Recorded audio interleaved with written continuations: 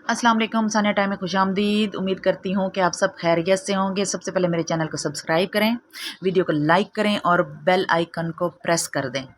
मैं बना रही हूँ अंडा शामी, क्योंकि आज दोपहर को मैंने सालन नहीं बनाया था, तो ये रात के डिनर के लिए अंडा शामी बेस्ट ऑप्शन है।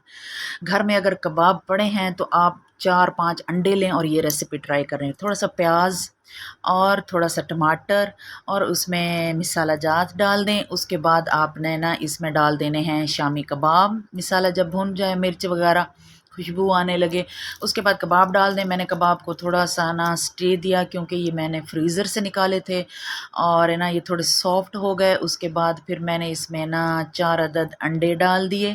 अंडे डालने के बाद मैंने अंडों को थोड़ा सा इसमें ना स्टे दिया, ताकि इनकी जो वाइट एग है वो थोड़ी सी कुक हो जाए। क्योंकि अगर अंडे डालते ही फ़ौरन अगर आप इसको मिक्स करेंगे तो वो बिल्कुल ना हलवा सा बन जाएगा और उसमें ना रेसिपी में अंडा नज़र नहीं आएगा। ठीक हो गया।